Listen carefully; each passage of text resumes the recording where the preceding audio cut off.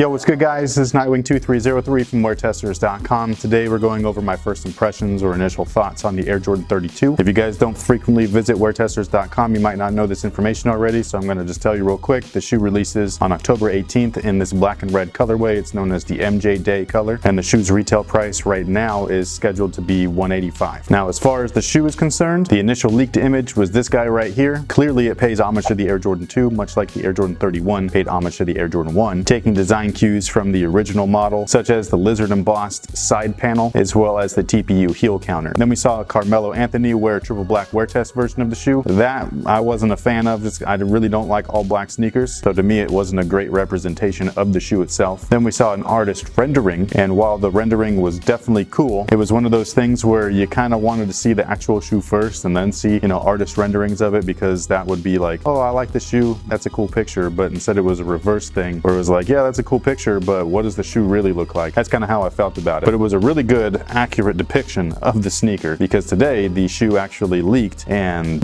man, these are beautiful. Now, some people have been hitting me up being like, yo, what do you think about Jordan Brand like being lazy or whatever with the design, kind of like taking designs from the past and putting them in the future? And for me personally, I kind of like half agree with you, but the other half of me is like, dude, I love these old classic models, and I've wanted to see them, modernized for today's performance so badly that I actually kind of dig it. But again, I'm not knocking your opinion. I completely know where you're coming from, because at some points it does feel like, yo, can you create something new? But at the same time, when they do create something new, even when I do like it, all I see is a bunch of hate from it. So it's just like, they can't win, you know what I'm saying? Like, they could create one of the coolest looking, most epic, brand new silhouettes of all time, and half of the internet would be like, yo, those are trash, just because. And it's just like, dude, come on, man. Like, they can't be creative because you won't let them. So again, that's just how I feel about it. I'm halfway with you, but the other half of me is just like, let's keep doing this. I mean, could you imagine what the Air Jordan 33 is going to look like, or the Air Jordan 34 splatter print?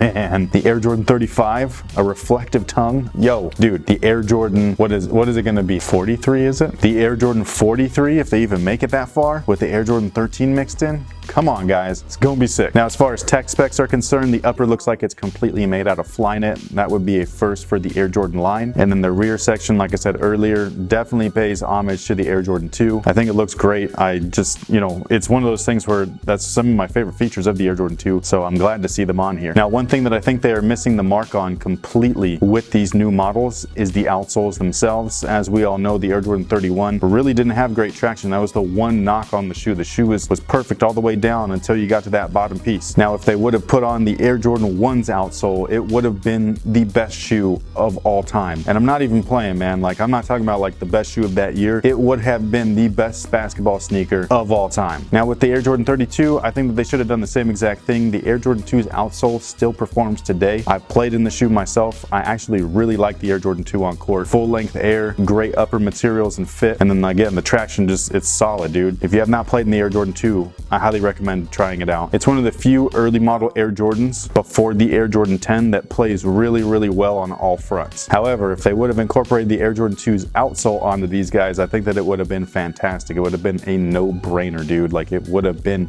sick. It would have performed good. It would have looked good. It would have been a perfect throwback to 1987. It would have been awesome, man. So that's the one thing that I think that they should be doing. I think that they should be reusing the outsole tooling on these new models, but I don't work there, so I can't force them. That's just my opinion. One sneaker nerd's opinion is not going to change anything. However, we do see the outsole of the actual Air Jordan 32, and it looks very familiar to me. I've played in traction similar to this on the Air Jordan 2012. That shoe had great traction, so I'm hoping that this guy has great traction as well. However, they're using clear rubber again, because that's where they like to throw in storytelling elements underneath the outsole. I'm just hoping that they learned their lesson from the Air Jordan 31, and they're using some really good rubber compound this time around so that it actually works. And then the cushion itself is Unlock Zoom Air, and it's located in the heel and the forefoot, and these are some really thick freaking units, like Pamela Anderson on Baywatch thick. They look sick, dude. I can't wait to play in them. And that's pretty much my thoughts on the Air Jordan 32. I'm digging how they look, especially in this colorway. I cannot wait to see if they do a Chicago colorway with a white upper, black midsole, black laces. Yo, done. You got my 185 real quick. But I'd like to know what you guys think about them. Sound off in the comment section below. Are you not feeling the price? Are you digging the aesthetics? Are you excited about the performance features? Do you not really care either way? Let me me know. I'd love to hear from you. Thank you guys so much for watching. Thanks for all your support. Make sure to stay tuned to WearTesters.com for all of your sneaker related news, especially on performance models like this. If you're a performance junkie, you play basketball a lot, WearTesters got you covered, man. So thank you guys once again, and until next time, guys,